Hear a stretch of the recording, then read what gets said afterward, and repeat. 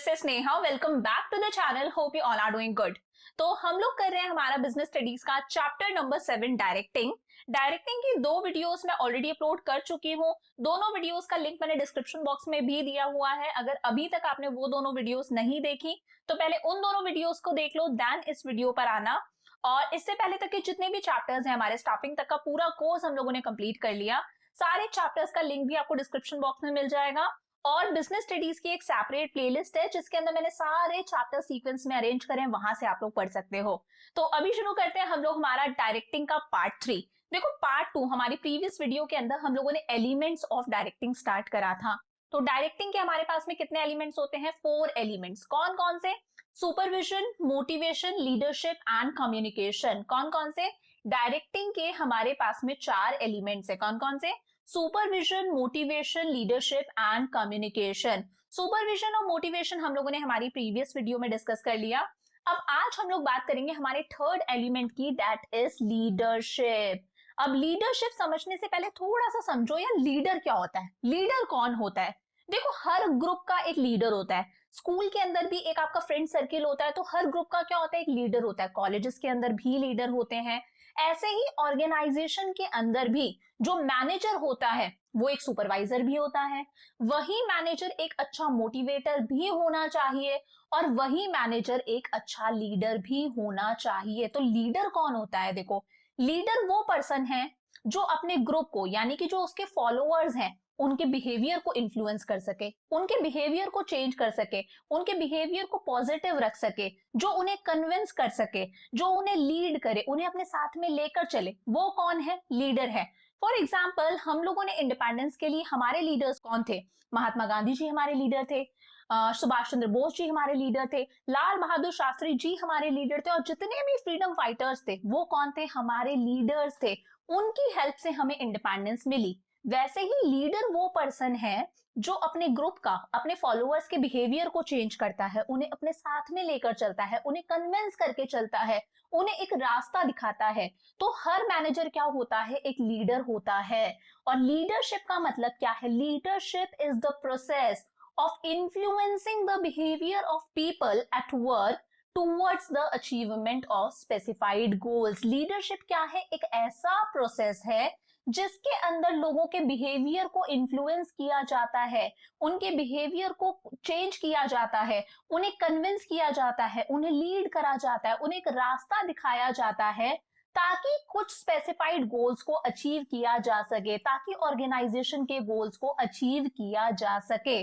तो हर मैनेजर एक अच्छा सुपरवाइजर भी होना चाहिए, एक अच्छा मोटिवेटर भी होना चाहिए और एक अच्छा लीडर भी होना चाहिए, जो अपनी टीम को अपने साथ में लेकर चल सके, अपनी टीम को बता सके उसे क्या काम करना है, काम कैसे करना है, अपनी टीम के बिहेवियर को पॉजिटिव रख सके, उनके एटीट्यूड को चेंज कर सके। अगर ऑर्गेनाइजेशन के अंदर कोई चेंज लेकर आना है, एम्प्लॉयज मना कर रहे हैं, एम्प्लॉयज चेंज को रेस्ट्रिक्ट कर रहे हैं, तो वो एम्प्लॉयज को कन्विंस कर सके कि ये चेंज जो है वो ऑर्गेनाइजेशन के अच्छे के लिए है, आप लोगों के अच्छे के लिए है। इसी पर्सन को बोला जाता है लीडर। तो लीडरशिप क्या है? एक ऐसा प्रोसेस है जिसके अंदर लोगों के बिहेवियर को इन्फ्लुएंस किया जाता है, चेंज किया जाता है, उन्हें कन्विंस किया जाता है ताकि कुछ स्पेसिफाइड गोल्स, यानी कि ऑर्गेनाइजेशन के गोल्स को अचीव किया जा सके। तो आई होप लीडरशिप का मतलब समझ में आया। बात करते हैं एलिमेंट्स ऑफ लीडरशिप की। लीडरशिप के क्या एलिमेंट्स हैं? तो देखो, अगर डेफिनेशन समझ में आ गई तो एलिमेंट्स अपने आप लिख लोगे। It is a process of influence. ये कैसा प्रोसेस है? Process of influence. एक लीडर जो होता है वो अपने ग्रुप, यानी कि अपने सबऑर्डिनेट्स जो उसके नीचे काम कर रहे हैं, अपने फॉलोअर्स के बिहेवियर को इन्फ्लुएंस करता है, उनको लीड करता है, उन्हें एक रास्ता दिखाता है, उन्हें अपने जैसा बनाने की कोशिश करता है। तो it is the process of influence. The influence is always for achievement of common goal। और वो अपने फॉलोअर्स को क्यों इन्फ्लुएंस कर रहा है? ताकि कॉमन गोल्स को अचीव किया जा सके, ताकि जो पहले से स्पेसिफाइड गोल्स हैं उन्हें अचीव किया जा सके, ताकि ऑर्गेनाइजेशन के गोल्स को अचीव किया जा सके।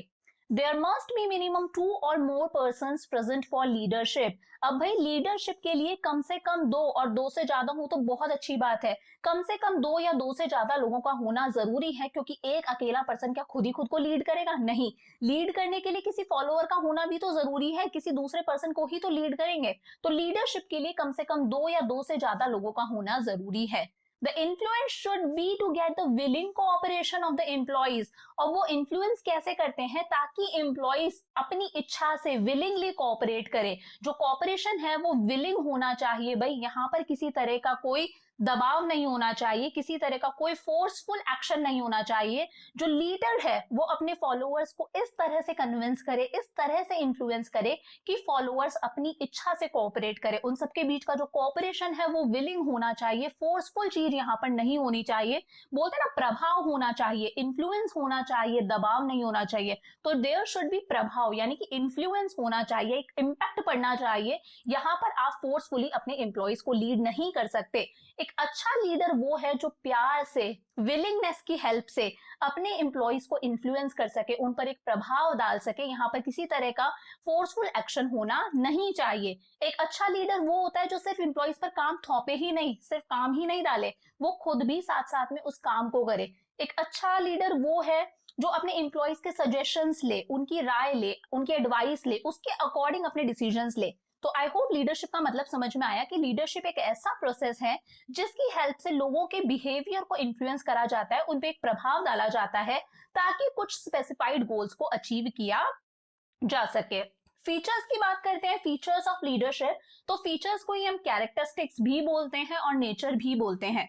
Leadership indicates the ability of an individual to influence other. भाई लीडरशिप क्या दर्शा रहा है, क्या शो कर रहा है कि किस तरह से अलग अलग इंडिविजुअल्स को इन्फ्लुएंस किया जा सकता है। एक लीडर क्या करता है? अपने ग्रुप यानी कि अपने फॉलोअर्स पर एक प्रभाव डालता है, एक इम्पैक्ट डालता है। तो ये लीडरशिप यही इंडिकेट कर रहा है, यही शो करता है कि किस तरह से एक लीडर अपने ग्रुप, अपने इंडिविजुअल्स, अपने फॉलोअर्स को इन्फ्लुएंस कर सकता है, उन पर एक इम्पैक्ट डाल सकता है। Leadership tries to bring change in behaviour. एक अच्छा लीडर वो होता है जो अपने फॉलोअर्स का बिहेवियर चेंज करे, उन्हें कन्विंस करके चले। Leadership tries to bring change in behaviour. इसके अंदर एक बहुत अच्छा एग्जांपल देती हूँ। देखो, मैनेजर चाहता है कि वो पूरे के पूरे सिस्टम को कंप्यूटराइज्ड कर दे, सारी चीजों को कंप्यूटराइज्ड कर दे, बट यहाँ पर एम्प्लॉइज रेस्ट्रिक्ट करते हैं। एम्प्लॉइज बोलते हैं कि भाई हम तो कंप्यूटराइज नहीं होने देंगे क्योंकि हमें कंप्यूटर की नॉलेज ही नहीं है। बट अगर मैनेजर एक अच्छा लीडर है तो वो अपने एम्प्लॉइज को इस तरह से कन्विंस करेगा कि भाई अगर सिस्टम सारा का सारा कंप्यूटराइज हो जाएगा तो ये चीज ऑर्गेनाइजेशन के लिए भी अच्छी है और आप लोगों के लिए इसलिए अच्छी है कि आप लोगों को काम करने में टाइम कम लगेगा, आपकी मार्केट के अंदर वैल्यू इंक्रीज होगी क्योंकि अब आप और ज्यादा मॉडर्न हो रहे हो, और ज्यादा टेक्नोलॉजी सीख रहे हो, और ज्यादा अपडेटेड हो, तो आपकी भी मार्केट में वैल्यू इंक्रीज होगी। तो एक अच्छा लीडर वो होता है जो अपने एम्प्लॉइज के बिहेवियर को चेंज कर सके। अगर उनका बिहेवियर नेगेटिव है तो वो उस नेगेटिव बिहेवियर को पॉजिटिव में चेंज कर सके। तो ये जो मैनेजर है वो एक बहुत अच्छा लीडर होना चाहिए। Leadership shows interpersonal relation between leader and followers. अब ये लीडरशिप क्या है? रिलेशन है, किसके बीच में? एक लीडर के बीच में और उसके फॉलोअर्स के बीच में, उसकी टीम के बीच में।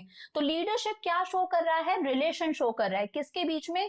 लीडर और उसके फॉलोअर्स। फॉलोअर्स कौन है यहाँ पर? उसकी टीम है। लीडर कौन है यहाँ पर? लीडर है हमारा मैनेजर, और मैनेजर की टीम कौन है? उसके सबऑर्डिनेट्स हैं। तो ये लीडरशिप रिलेशन शो करती है लीडर और फॉलोअर्स के बीच में, यानी कि मैनेजर और उसके सबऑर्डिनेट्स के बीच में। Leadership is to achieve common goal. ये अभी हम लोगों ने पीछे देख लिया कि लीडरशिप क्यों होती है, ताकि स्पेसिफाइड गोल्स को अचीव किया जा सके। तो leadership is to achieve common goals of the organisation, जो भी ऑर्गेनाइजेशन के गोल्स हैं। Next is leadership is a continuous process. भाई लीडरशिप एक कॉन्टिन्यूअस प्रोसेस है। ऐसा नहीं है कि लीडर ने एक बार लीड कर दिया, एक बार रास्ता दिखा दिया, एक बार अपना इम्पैक्ट डाल दिया, एक बार बता दिया एम्प्लॉइज को क्या काम करना है, कैसे करना, और उसका काम खत्म, वो बैठ के रेस्ट करेगा। लीडरशिप एक कॉन्टिन्यूअस प्रोसेस है। एक अच्छा लीडर वो है जो अपने एम्प्लॉइज को बताएगा उन्हें क्या काम करना है, कैसे करना है, और उनके साथ साथ में भी चलेगा। सिर्फ इंस्ट्रक्शंस ही नहीं देगा, वो अपने एम्प्लॉइज अपनी टीम को साथ में लेकर चलेगा, तो it is a continuous process. Leadership process कभी खत्म नहीं होता। जब तक गोल्स को अचीव ना किया जा सके तब तक लीडर अपने फॉलोअर्स के साथ में चलता है, उन्हें टाइम टू टाइम गाइड करता है, उनके बिहेवियर को मोल्ड करता है, उन्हें टाइम टू टाइम सजेशंस देता है। तो लीडरशिप क्या है? ये दर्शाता है एक इंडिविजुअल किस तरह से अपने फॉलोअर्स को इन्फ्लुएंस कर सकता है। लीडर क्या करता है? अपने इंडिविजुअल्स के बिहेवियर को चेंज करता है। लीडरशिप हमें शो कर रहा है relation between a leader and followers. Leadership क्यों होती है? ताकि कॉमन गोल्स को अचीव किया जा सके, and it is a continuous process. I hope यहां तक क्लियर है। तो 3 टॉपिक्स कवर कर लिए हमने। कौन कौन से? सबसे पहले हम लोगों ने देखा भाई लीडरशिप क्या है, फिर डेफिनेशन से ही निकल गए एलिमेंट्स ऑफ लीडरशिप, और फिर हम लोगों ने देखा फीचर्स यानी कि characteristics and nature of leadership. अब आ जाओ भाई different styles of leadership. Leadership की अलग अलग स्टाइल्स को हम लोग डिस्कस करने वाले हैं। तो देखो लीडर का कैसा बिहेवियर है, यानी कि वो किन चीजों को मानता है, उसका पर्सनल नेचर कैसा है, कैसी फिलोसफीज वो फॉलो करता है, उसको कैसा एक्सपीरियंस है, तो उसके नेचर के बेसिस पर, उसके बिहेवियर के बेसिस पर अलग अलग तरह की लीडरशिप स्टाइल्स होती हैं। फॉर एग्जाम्पल आप लोगों ने हिटलर के बारे में आप सब जानते हो, हिटलर के बारे में आप सबने सुना है। हिटलर कैसा लीडर था? वो एक डिक्टेटर था। वो अपने फॉलोअर्स की बिल्कुल नहीं सुनता था। वो चाहता था कि वो ऑर्डर्स दे, इंस्ट्रक्शंस दे, और उसकी जो टीम है, उसके जो फॉलोअर्स हैं, वो उसे एज इट इज बिना कोई सवाल जवाब किए फॉलो करे। तो वो भी एक लीडर था। एक लीडर ऐसा होता है जो अपने सबॉर्डिनेट्स की सुनता है, अपनी टीम की सुनता है, सबके ओपिनियंस लेता है, और जो भी मेजॉरिटी होती है उसके हिसाब से वो अपने डिसीजंस लेता है। तो लीडर का कैसा नेचर है, उसका कैसा बिहेवियर है, इसके हिसाब से अलग अलग तरह की लीडरशिप स्टाइल्स होती हैं। Leadership styles refers to leaders behavioural pattern. Leader का कैसा बिहेवियरल पैटर्न है, उसका कैसा बिहेवियर है, उसके हिसाब से अलग अलग लीडरशिप स्टाइल्स होती हैं। A leadership style is the result of the leader's philosophy. Leader की फिलोसफीज कैसी हैं, वो कैसी वैल्यूज को मानता है, कैसे उसके बिलीव्स हैं, कैसी उसकी पर्सनालिटी है, उसको कैसा एक्सपीरियंस है, इन सब चीजों के बेसिस पर अलग अलग तरह के लीडर्स होते हैं, अलग अलग तरह की लीडरशिप स्टाइल्स होती हैं। तो बेसिकली हमारे पास में 3 तरह की लीडरशिप स्टाइल्स है। कौन कौन सी? फर्स्ट है ऑटोक्रेटिक लीडरशिप। कौन सी? ऑटोक्रेटिक लीडरशिप, जिसे हम अथॉरिटेटिव लीडरशिप भी बोलते हैं। याद रखना है नाम क्या है? ऑटोक्रेटिक लीडरशिप, जिसे हम अथॉरिटेटिव लीडरशिप भी बोलते हैं। सेकंड है हमारे पास में पार्टिसिपेटिव लीडरशिप, जिसे हम डेमोक्रेटिक लीडरशिप भी बोलते हैं।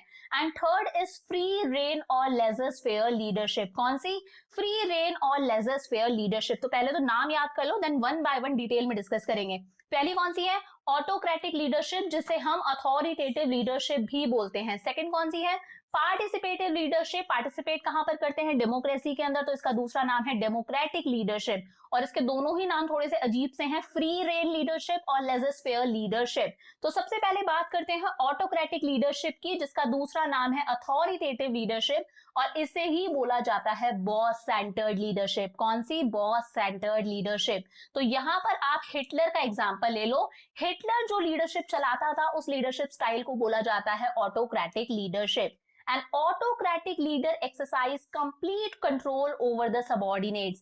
एक ऑटोक्रेटिक लीडरशिप ऐसी होती है, एक ऑटोक्रेटिक लीडर ऐसा होता है जो सारा का सारा कंट्रोल अपने हाथ में रखता है, सबऑर्डिनेट्स पर कंट्रोल करके रखता है। ये क्या है? यहाँ पर मैनेजर है।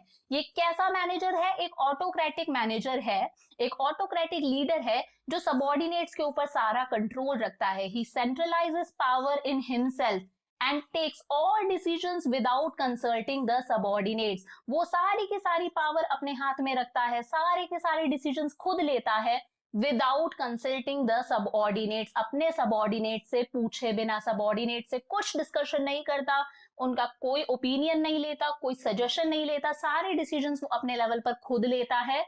He does not delegate authority, ना वो अपनी पावर को ट्रांसफर करता, ना वो पावर ट्रांसफर करता है, ना रिस्पॉन्सिबिलिटी ट्रांसफर करता है, सारा काम खुद देखता है। The leader gives orders and expects the subordinates to follow them unquestioningly. ये लीडर अपने सबऑर्डिनेट्स को ऑर्डर देता है और इनसे एक्सपेक्ट करता है कि ये बिना कोई सवाल जवाब किए अनक्वेश्चनिंगली इसके ऑर्डर्स को एज इट इज फॉलो करे। He gives rewards and puts penalty to direct the subordinates. कभी सबॉर्डिनेट्स कोई अच्छा काम कर देते हैं तो इन्हें रिवॉर्ड भी देता है, कभी सबॉर्डिनेट से कोई गलती हो जाती है तो इन पर पेनल्टी भी लगाता है, इन्हें पनिश भी करता है। तो ये हिटलर है भाई, Hitler is an example of autocratic leader. I hope autocratic leadership समझ में आया। यहाँ पर जितना भी कंट्रोल होता है वो किसके हाथ में होता है? लीडर के हाथ में। सारे के सारे डिसीजंस कौन लेता है? लीडर खुद लेता है। अपने सबऑर्डिनेट्स के सजेशंस को भी नहीं लेता, उनके ओपिनियंस को भी नहीं सुनता, और वो अपने सबऑर्डिनेट से एक्सपेक्ट करता है कि उसके सबऑर्डिनेट्स उसके ऑर्डर्स को एज इट इज फॉलो करे बिना कोई सवाल जवाब किए।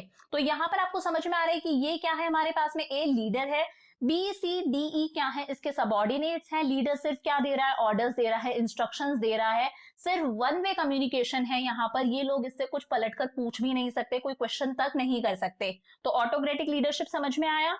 बात करते हैं इसके एडवांटेजेस के। तो भाई यहाँ पर होती है क्विक डिसीजन मेकिंग। क्या? Quick decision making.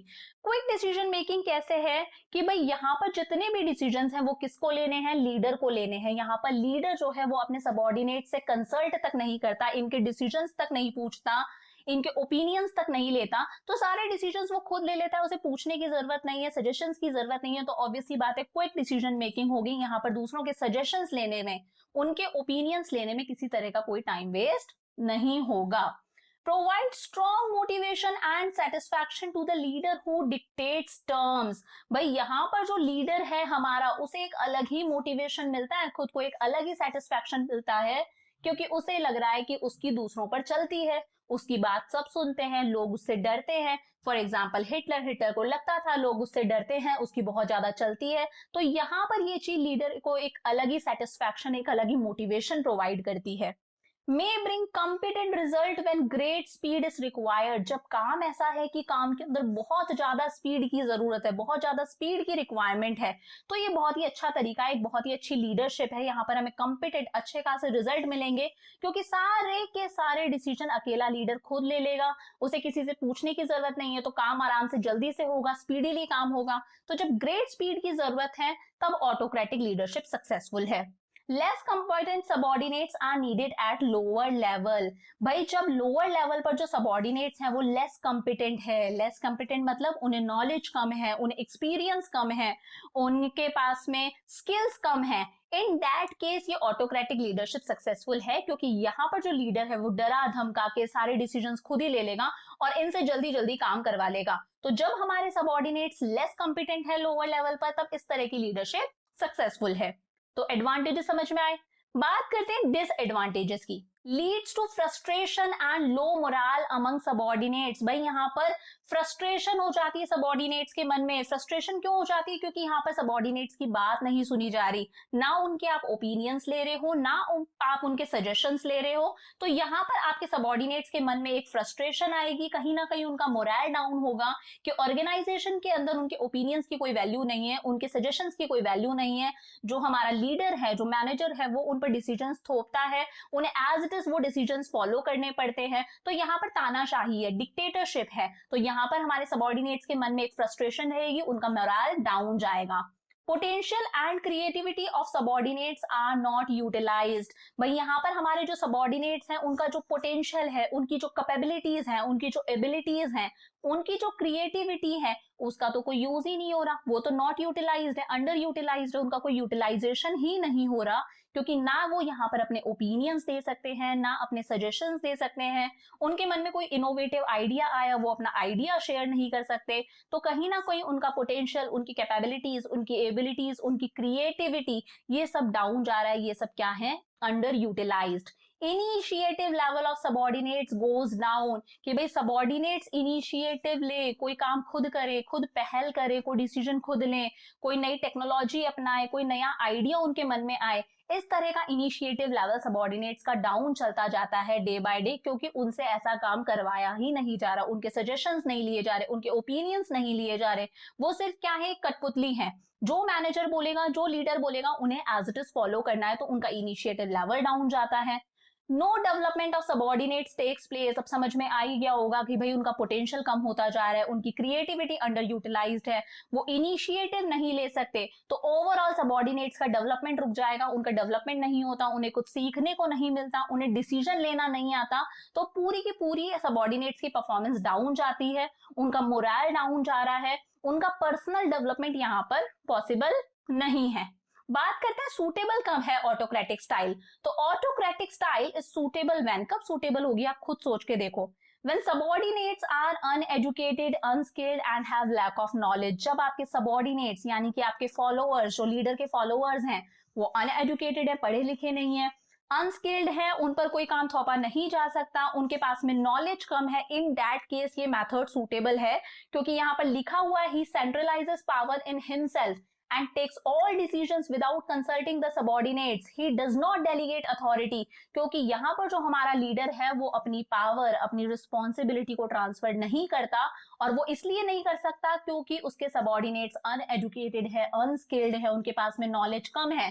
तो ये ऑटोक्रेटिक स्टाइल सिर्फ तभी सूटेबल है जब सबॉर्डिनेट्स कैसे हैं, uneducated, unskilled and have lack of knowledge. Next है company follows fear and punishment disciplinary technique. ये मेथड तब सूटेबल है जब कंपनी कौन सी डिसिप्लिनरी टेक्निक फॉलो कर रही है, फियर एंड पनिशमेंट वाली। कैसी कि सबॉर्डिनेट्स के मन में एक डर बना के चलो, अगर वो कुछ गलत करते हैं तो उन पे पेनल्टी लगाओ, उन्हें पनिशमेंट दो। तो जब कंपनी डिसिप्लिनरी टेक्निक ऐसी फॉलो कर रही है जहां पर एम्प्लॉइज को डराया जाता है, उन्हें पनिश करा जाता है, तब ऑटोक्रेटिक स्टाइल सूटेबल है। क्योंकि हिटलर भी यही करता था, क्योंकि उसकी पॉलिसी कैसी थी, fear and punishment disciplinary technique वो फॉलो करता था कि साथ वाली प्रजा को डराओ, उन्हें धमकाओ, उन्हें पनिश करो। Leader prefer to be dominant in decision making. ये कब सूटेबल है, जब लीडर जो है वो डिसीजन मेकिंग में अपने आप को डोमिनेंट रखना चाहता है, सिर्फ खुद की चलाना चाहता है, अपने डिसीजंस को सबसे ऊपर रखना चाहता है, वो चाहता है सारी पावर उसके हाथ में, वो डोमिनेंट, वो सबके ऊपर राज करे, सिर्फ उसकी मोनोपोली चले सारे सबॉर्डिनेट्स के ऊपर। तो ऑटोक्रेटिक स्टाइल क्या है, सूटेबल है। तो ये हम लोगों ने पढ़ ली हमारी first style, that is autocratic style, जिसे हम अथॉरिटेटिव लीडरशिप भी बोलते हैं और बॉस सेंटर्ड लीडरशिप भी कहते हैं। जब सारी की सारी पावर किसके हाथ में है, लीडर के पास में है, सारे के सारे डिसीजंस कौन लेता है, लीडर लेता है, बिना अपने सबॉर्डिनेट से पूछे, और वो एक्सपेक्ट करता है अपने सबॉर्डिनेट से कि सारे सबॉर्डिनेट्स उसके orders as it is follow करें अनक्वेश्चनिंगली। तो आई होप ऑटोक्रेटिक लीडरशिप समझ में आया। आगे बढ़ते हैं, सेकंड आती है हमारी जो स्टाइल है वो है डेमोक्रेटिक और पार्टिसिपेटिव लीडरशिप। क्या डेमोक्रेटिक भी बोल सकते हो, डेमोक्रेटिव भी बोल सकते हो। तो डेमोक्रेटिव और पार्टिसिपेटिव लीडरशिप, अब नाम से समझ में आ रहा है यहाँ पर क्या होगा। इसे हम लोग बोलते हैं ग्रुप सेंटर्ड लीडरशिप। क्या कहते हैं, group centred leadership. Under this style, leader takes decisions in consultation and participation with employees. इस स्टाइल के अंदर लीडर जितने भी डिसीजंस लेगा वो कैसे लेगा, अपने एम्प्लॉइज से कंसल्ट करके, अपने एम्प्लॉइज के पार्टिसिपेशन की हेल्प से। बिना एम्प्लॉइज की कंसल्टेशन, बिना उनके पार्टिसिपेशन के यहाँ पर लीडर डिसीजन नहीं लेता। तो ये बहुत अच्छा लीडर है। He delegates and centralizes the authority. वो कुछ पावर, कुछ अथॉरिटी का मतलब क्या होता है, पावर, वो कुछ पावर, कुछ रिस्पॉन्सिबिलिटी को तो डेलीगेट करता है कि पावर उसने ट्रांसफर कर दी अपने सबॉर्डिनेट्स को, अपने इंप्लॉइज को, और कुछ पावर को वो अपने पास ही रखता है। फॉर एग्जाम्पल, जो बहुत इंपॉर्टेंट डिसीजंस हैं, पॉलिसीज बनाना, प्लान्स बनाना, ऐसे काम वो खुद ही करता है। और जो routine day to day work है वो सारा का सारा काम वो क्या कर देता है, डेलीगेट कर देता है, अपने इंप्लॉइज को पावर और रिस्पॉन्सिबिलिटी ट्रांसफर कर देता है। Leader follows the opinion of majority. वो सबकी कंसल्टेशन, सबका पार्टिसिपेशन, सबके ओपिनियंस लेता है और मेजोरिटी ऑफ ओपिनियंस के हिसाब से चलता है। He provides freedom of thinking and expression. वो अपनी प्रजा, अपने फॉलोअर्स, अपनी टीम को फ्रीडम देता है कि आप लोग खुद सोचो, खुद अपने आइडियाज को अच्छे से एक्सप्रेस करो बिना डरे। He listens to the suggestions, problems and opinions of the subordinates. ये एक ऐसा लीडर है जो अपने सबॉर्डिनेट्स के सजेशंस भी सुनता है, उनकी प्रॉब्लम्स, उनकी समस्याएं भी सुनता है, उन्हें सॉल्व भी करता है, और अपने सबॉर्डिनेट्स के ओपिनियंस भी सुनता है, और मेजॉरिटी ऑफ ओपिनियंस के हिसाब से अपने डिसीजन लेता है। तो एक डेमोक्रेटिक लीडरशिप में क्या होता है, जो लीडर है वो अपने फॉलोअर्स की सुनता है, उनसे कंसल्ट करता है, उनका पार्टिसिपेशन वहां पर होता है, अपने सबॉर्डिनेट्स के डिसीजंस, उनके ओपिनियंस, उनके सजेशंस लेता है, और मेजॉरिटी ऑफ ओपिनियंस के हिसाब से कोई डिसीजन लेता है। तो यहाँ पर आप देखो, ये जो ए है ये क्या है, हमारा लीडर है, बी सी डी ई क्या है, सबॉर्डिनेट्स है। तो आपस में सब लोगों के बीच में एक टू वे कम्युनिकेशन है, ये भी आपस में इंटरेक्ट कर सकते हैं, ये भी इंटरेक्ट कर सकते हैं, ये भी इंटरेक्ट कर सकते हैं, ये भी इंटरेक्ट कर सकते हैं, और ये लोग आपस में भी इंटरेक्ट कर सकते हैं। तो यहाँ पर जो लीडर है वो अपने डिसीजंस को, अपने प्लान्स पॉलिसीज को अपने सबॉर्डिनेट्स पर थोप नहीं रहा, उनसे एक्सपेक्ट नहीं कर रहा कि ये एज इट इज उसकी बातों को फॉलो करे। ये यहाँ पर सबकी राय ले रहा है, सबके ओपिनियन, सबके सजेशंस ले रहा है और majority of opinions and suggestions के हिसाब से अपने डिसीजंस लेता है। तो एक बहुत अच्छा स्टाइल है लीडरशिप का। एडवांटेजेस क्या है? It improves job satisfaction and moral of employees. बिल्कुल उसका उल्टा हो गया, यहाँ पर एम्प्लॉइज का जॉब सेटिस्फैक्शन इंक्रीज होता है, उनका मोरल इंक्रीज होता है कि यहाँ पर हमसे पूछा जाता है, ये ऑर्गेनाइजेशन हमारा है, इस ऑर्गेनाइजेशन के अंदर हमारे ओपिनियंस, हमारे सजेशंस, हमारी वैल्यूज को रिस्पेक्ट किया जाता है। अगर मैनेजर कोई डिसीजन लेता है तो हमसे पूछ के लेता है, हमारी वैल्यूज की यहाँ पर रिस्पेक्ट होती है। तो यहाँ पर एम्प्लॉइज का जॉब सेटिस्फैक्शन इंक्रीज हो रहा है क्योंकि उनके सजेशंस, उनके ओपिनियंस के हिसाब से डिसीजंस लिए जाते हैं। It develops positive attitude and reduces labor turnover. Obvious सी बात है, अगर एम्प्लॉइज से आप पूछोगे, उनके डिसीजंस की आप वैल्यू करोगे, उनके सजेशंस, उनके ओपिनियंस को आप रिस्पेक्ट दोगे, तो उनका एटीट्यूड पॉजिटिव रहेगा और कहीं ना कहीं लेबर टर्नओवर भी डिक्रीज होगा। वो जल्दी जल्दी ऑर्गेनाइजेशन छोड़ के नहीं जाएंगे क्योंकि उनका जॉब सेटिस्फैक्शन इंक्रीज हो रहा है। improves decision making ability of subordinates. जब subordinates decision making में participate करते हैं, अपने suggestions देते हैं, अपने opinions देते हैं, बताते हैं, उन्हें कोई नया idea आया तो अपने आप को अच्छे से express करते हैं, तो कहीं ना कहीं future के लिए उनकी decision making abilities भी improve हो रही हैं। वो आगे चल के खुद एक अच्छे manager, एक अच्छे leader बन सकते हैं। Quality of decision improves. अब यहाँ पर जो हमारा लीडर है वो डिसीजन लेते टाइम पर 10 लोगों से पूछ रहा है, अपने सारे सबॉर्डिनेट से कंसल्ट कर रहा है, सारे सबॉर्डिनेट्स का पार्टिसिपेशन है, तो ऑब्वियसली बात है जो डिसीजन होगा वो अच्छा होगा, तो डिसीजन इंप्रूव होगा, डिसीजन की क्वालिटी इंप्रूव होगी। It increases abilities of the employees. Employees की एबिलिटीज इंक्रीज होंगी, या उनका जॉब सेटिस्फैक्शन इंक्रीज हो रहा है, उनका मोरल इंप्रूव हो रहा है, उनका एटीट्यूड पॉजिटिव है, बार बार वो कंपनी को छोड़ के नहीं जा रहे, उसी कंपनी के अंदर है, तो कंपनी के रूल्स और रेगुलेशन से फैमिलियर हो चुके हैं, डिसीजन मेकिंग एबिलिटीज उनके अंदर डेवलप हो रही हैं, अपना सजेशन देते हैं, आइडियाज आते हैं उनके मन में, वो एक्सप्रेस करते हैं, और ज्यादा इनोवेटिव होते जा रहे हैं, इनिशिएटिव लेते हैं, तो ओवरऑल एम्प्लॉइज का डेवलपमेंट हो रहा है, उनकी एबिलिटीज इंक्रीज होती हैं। डिसएडवांटेजेस क्या है? टाइम कंज्यूमिंग है and may result in delay in action. जब जो लीडर है वो सारी की सारी टीम से कंसल्ट करेगा, हर बार अपनी टीम के सजेशंस लेता है, उनके ओपिनियंस लेता है, उसके अकॉर्डिंग मेजॉरिटी ऑफ ओपिनियंस के साथ में अगर वो चलता है तो एक बहुत ही ज्यादा टाइम कंज्यूमिंग प्रोसेस हो जाता है और इसकी वजह से एक्चुअल एक्शन के अंदर डिले हो जाता है, काम देरी से कंप्लीट होता है। May not give positive results when the subordinates do not want much interaction with leader. जब subordinates कुछ ऐसे हैं कि वो अपने लीडर के साथ में ज्यादा इंटरेक्शन करना नहीं चाहते, आपस में बनती कम है, इन्हें इससे डर लगता है, तो अगर ये आपस में अच्छे से इंटरेक्ट करना नहीं चाहते, इनके बीच में एक अच्छी अंडरस्टैंडिंग नहीं है, तो ये लीडरशिप स्टाइल हमें पॉजिटिव रिजल्ट्स नहीं दे पाएगी। लीडर में pass the work to subordinates and neglect his responsibility. कई बार ऐसी लीडरशिप स्टाइल में क्या होता है, लीडर जो होता है वो अपना सारा का सारा काम किसको सौंप देता है? सबॉर्डिनेट्स को सौंप देता है और अपनी रिस्पॉन्सिबिलिटीज को नेग्लेक्ट करता है, उनसे पीछा छुड़ाता है। तो यहाँ पर लीडर क्या करता है, कई बार सारा काम सबॉर्डिनेट्स पर छोड़ देता है और अपनी रिस्पॉन्सिबिलिटीज को नेग्लेक्ट करता है।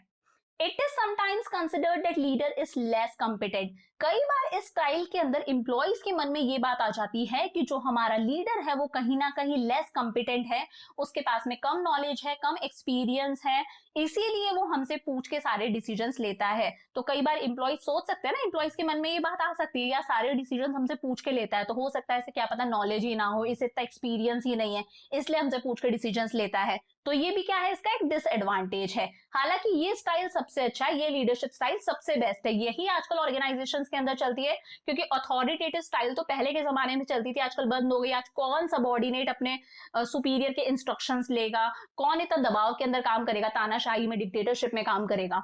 अच्छा, कब सूटेबल है ये स्टाइल? डेमोक्रेटिक स्टाइल यानी कि participative style is suitable when goal of company is to increase job satisfaction and independence of employees. जब कंपनी का गोल क्या है कि एम्प्लॉइज के मन में जॉब सेटिस्फैक्शन इंक्रीज हो, उनका मोरल इंक्रीज हो, जो एम्प्लॉइज है वो इंडिपेंडेंटली काम करे, खुद अपने लेवल पर डिसीजन सारे के सारे लें। तो जब कंपनी का गोल है एम्प्लॉइज के मोरल को, उनके जॉब सेटिस्फैक्शन को इंक्रीज करना, अपने एम्प्लॉइज को इंडिपेंडेंस देना, then this style is suitable. When leader wants to share decision making with the subordinate, जब लीडर ऐसा है कि वो डिसीजन मेकिंग के अंदर अपने सबॉर्डिनेट्स को भी इन्वॉल्व करना चाहता है, जब लीडर चाहता है कि डिसीजन मेकिंग प्रोसेस के अंदर उसके सबॉर्डिनेट्स भी पार्टिसिपेट करें, then this style is suitable. When subordinates have accepted the goal of organization, जब subordinates हमारे बहुत समझदार हैं, बहुत knowledgeable हैं, उन्हें बहुत experience है, और जब उन्होंने organization के goal को accept कर लिया है, वो खुद ही motivated हैं, वो organization के goal को achieve करने के लिए काम कर रहे हैं, तो जब उन्होंने खुद organization के goal को accept कर लिया है, वो इसके towards काम कर रहे हैं, then this style is suitable. तो दो स्टाइल्स कंप्लीट कर ली हम लोगों ने। कौन कौन से एक बार फटाफट से देखते हैं। ऑथोरिटेटिव और ऑटोक्रेटिक लीडरशिप कंप्लीट हो गया, पार्टिसिपेटिव और डेमोक्रेटिक लीडरशिप कंप्लीट हो गया। चलते हैं हमारी थर्ड स्टाइल पर, दैट इज फ्री रेन और लेसेस फेयर लीडरशिप। कौन सी? फ्री रेन और लेसेस फेयर लीडरशिप। ध्यान से समझना स्टाइल को। This style involves complete delegation of authority so that subordinates themselves take decision. ध्यान से सुनो, this style involves complete delegation of authority. Authority का मतलब क्या होता है बिजनेस स्टडीज में? क्या होता है? पावर। इस स्टाइल के अंदर ये जो हमारा लीडर है, ये पूरी की पूरी अथॉरिटी यानी कि पूरी की पूरी पावर को क्या कर देता है? डेलीगेट कर देता है। डेलीगेट यानी कि पूरी की पूरी पावर को ट्रांसफर कर देता है अपने सबऑर्डिनेट्स को, ताकि सबऑर्डिनेट्स खुद अपने लेवल पर डिसीजंस ले सके। समझ में आया मतलब? इस लीडरशिप स्टाइल के अंदर जो हमारा लीडर है यानी कि जो हमारा मैनेजर है, वो अपनी पूरी की पूरी पावर को अपने सबऑर्डिनेट्स को डेलीगेट कर देता है, ट्रांसफर कर देता है, ताकि सबऑर्डिनेट्स खुद अपने लेवल पर डिसीजंस ले सके। In this style leader avoids power. Leader अपने पास में कोई पावर नहीं रखता, सारी पावर उसने क्या कर दी है? ट्रांसफर कर दी है। देख रहे हो कितने आराम से मजे से चेयर पे बैठ के आराम कर रहा है। He serves only as a contact to bring information and resources needed by the subordinates. ये सिर्फ एक मीडिएटर बन के रह जाता है, जो अपने सबऑर्डिनेट्स को रिसोर्सेज अरेंज करके देता है। जो कोई भी इंफॉर्मेशन ऊपर से आ रही है, टॉप लेवल मैनेजर्स के पास से आ रही है, इस इंफॉर्मेशन को क्या करता है? इन सबऑर्डिनेट्स को पास करता है। तो यहाँ पर लीडर सिर्फ एक क्या बन के रह जाता है? एक मीडिएटर बन के रह जाता है, जो इंफॉर्मेशन पास करता है अपने सबऑर्डिनेट्स को, और जब भी सबऑर्डिनेट्स को किसी तरह की रिसोर्सेज की रिक्वायरमेंट है, वो इन्हें ये सारे से सारे रिसोर्सेज अरेंज करके देता है। तो फ्री रेन लीडरशिप समझ में आया? यहाँ पर जो लीडर है वो क्या करता है? अपनी जितनी भी पावर है, सारी की सारी पावर को अपने सबऑर्डिनेट्स को ट्रांसफर कर देता है, डेलीगेट कर देता है, खुद अपने पास में कोई पावर नहीं रखता। ये क्या करता है? ये सिर्फ एक मीडिएटर बन के रह जाता है, जो अपने सबऑर्डिनेट्स को इंफॉर्मेशन और रिसोर्सेज अरेंज करके देता है। एडवांटेजेस क्या है? Positive effect on job satisfaction and moral of the employees.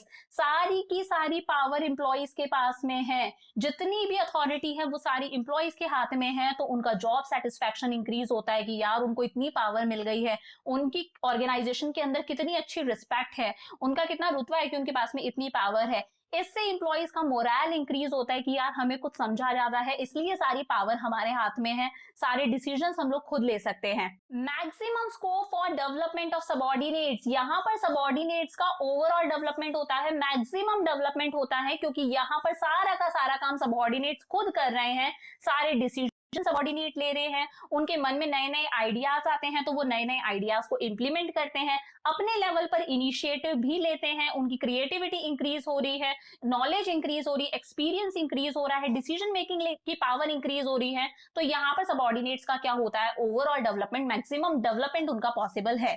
Full utilisation of potential and capacity of employees. ये जो सबऑर्डिनेट्स हैं, एम्प्लॉइज हैं, इनका फुल पोटेंशियल, फुल इनकी कैपेसिटी का यूटिलाइजेशन हो पा रहा है। ये खुद सारे डिसीजंस ले रहे हैं, खुद इनके मन में न्यू इनोवेटिव आइडियाज आते हैं, हर चीज को लेके इनिशिएटिव लेते हैं, तो इनकी यहाँ पर चल रही है, खुद डिसीजंस ले रहे हैं, तो इनका पोटेंशियल इंक्रीज होता है, इनकी एबिलिटीज, इनकी कैपेबिलिटीज इंक्रीज होती है, इनका फुलर यूटिलाइजेशन हो पा रहा है, इनका पोटेंशियल और इनकी कैपेसिटी जो है वो अंडर यूटिलाइज्ड नहीं है। डिसएडवांटेजेस क्या है? Subordinates do not get the guidance and support of the leader. यहाँ पर सबॉर्डिनेट्स यानी कि एम्प्लॉइज को अपने लीडर की गाइडेंस और उसका सपोर्ट नहीं मिल रहा, क्योंकि लीडर के पास में अब कोई पावर नहीं है, वो आराम से अपनी चेयर पे बैठ के रेस्ट करता है। It ignores the contribution of leader. यहाँ पर लीडर का तो कोई कंट्रीब्यूशन ही नहीं है। लीडर ने क्या करा? अपनी सारी की सारी पावर को ट्रांसफर कर दिया है। जो काम करने हैं सारे सबॉर्डिनेट्स करेंगे, सारी की सारी पावर सबॉर्डिनेट्स के पास में है। वो सिर्फ एक मीडिएटर बन के रह गया है, जो अपने सबॉर्डिनेट्स को इंफॉर्मेशन देगा और उन्हें रिसोर्सेज अरेंज करवाएगा। तो यहाँ पर लीडर का कोई कॉन्ट्रीब्यूशन नहीं है। सबॉर्डिनेट्स में work in different direction and result in chaos. बिल्कुल ऐसा भी हो सकता है, सारे सबॉर्डिनेट्स अलग अलग डायरेक्शन में काम करने लग जाएंगे, क्योंकि इनके ऊपर कोई गाइडेंस नहीं है, इनके कोई ऊपर कोई अच्छा लीडर नहीं है जो इन्हें गाइड करेगा, इन्हें सुपरवाइज करेगा। और इसकी वजह से हो सकता है इनके आपस में एक केओस आ जाए, लड़ाइयां होने लग जाए, कॉन्फ्लिक्ट्स आ जाए, क्योंकि सबॉर्डिनेट्स अपने हिसाब से काम करेंगे, इनके ऊपर एक प्रॉपर सपोर्ट, एक प्रॉपर गाइडेंस की कमी है।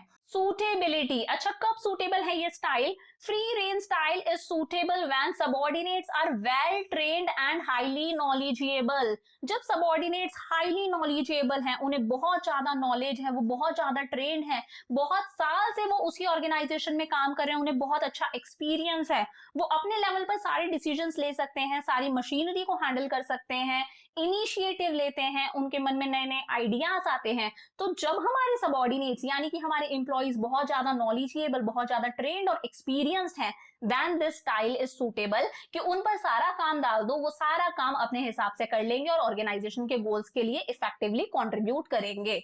Subordinates are self motivated and are ready to take responsibility. जब सबॉर्डिनेट्स जो हमारे एम्प्लॉइज हैं वो खुद ही सेल्फ मोटिवेटेड हैं, they are aware of organisational goals, वो ऑर्गेनाइजेशन के गोल्स को अचीव करने के लिए काम कर रहे हैं, वो अपने लेवल पर सारी रिस्पॉन्सिबिलिटी ले सकते हैं, उस रिस्पॉन्सिबिलिटी को पूरा कर सकते हैं, तो हम सबॉर्डिनेट्स पर ट्रस्ट करके सारा काम जो लीडर है वो उन पर डाल सकता है। Then this style is suitable. तो आज हम लोगों ने कंप्लीट कर लिया हमारा पूरा का पूरा third element, that is leadership. एक बार फटाफट से देखते हैं आज हम लोगों ने क्या पढ़ा। सबसे पहले हम लोगों ने देखा कि लीडरशिप क्या होता है। एक ऐसा प्रोसेस है जिसके अंदर जो लीडर है वो अपने पीपल, अपने फॉलोअर्स, अपनी टीम को इन्फ्लुएंस करता है, उन पर एक प्रभाव डालता है, ताकि स्पेसिफाइड गोल्स को अचीव किया जा सके। एलिमेंट्स ऑफ लीडरशिप हम लोगों ने डिस्कस करा, जो आप डेफिनेशन से बना लोगे। फिर बात करी कि लीडरशिप के क्या फीचर्स हैं, and then there are three different styles of leadership. One is autocratic or authoritative leadership, which is also known as boss centered leadership. Second is participative or democratic leadership, which is also known as group centered leadership. And third is free reign or laissez-faire leadership. Autocratic leadership, सारे decisions खुद leader लेगा, बिना अपने followers से पूछे अपने subordinates पे सारे के सारे डिसीजन थोप देगा और एक्सपेक्ट करेगा कि उसके सबॉर्डिनेट्स उन डिसीजंस को फॉलो करे अनक्वेश्चनिंगली। पार्टिसिपेटिव लीडरशिप में क्या होता है? जो लीडर सारे के सारे डिसीजंस लेता है अपने सबॉर्डिनेट से कंसल्ट करके, उनके पार्टिसिपेशन के साथ में, और मेजॉरिटी ऑफ ओपिनियंस के हिसाब से डिसीजन लेता है। फ्री रेन लीडरशिप में लीडर जो होता है वो सारे के सारे पावर जितनी भी है, जो भी रिस्पॉन्सिबिलिटीज है, जो भी अथॉरिटी है, सारी की सारी अपने सबॉर्डिनेट्स पर डाल देता है, खुद के पास में कोई पावर नहीं रखता। जो लीडर है वो सिर्फ एक मीडिएटर बन के रह जाता है, कि वो अपने सबॉर्डिनेट्स को इंफॉर्मेशन देगा, उन्हें रिसोर्सेज अरेंज करा के देगा, बाकी सारा का सारा काम सबॉर्डिनेट्स संभाल लेंगे। तो आज के लिए बस इतना ही। आज हम लोगों ने थर्ड एलिमेंट कंप्लीट कर लिया। अब एक वीडियो और आएगी इस चैप्टर की, जिसके अंदर हम लोग हमारा fourth element that is communication complete करेंगे और इस चैप्टर को ओवर करेंगे। उसके बाद में हम लोग करेंगे इस पार्ट का last chapter that is controlling. तो तब तक यहाँ तक का अच्छे से रिवाइज कर लो, मेरे साथ साथ में नोट्स बनाते जाओ, अच्छे से वीडियोस को अपने दोस्तों के साथ में शेयर करो। See you in the next video, bye for now.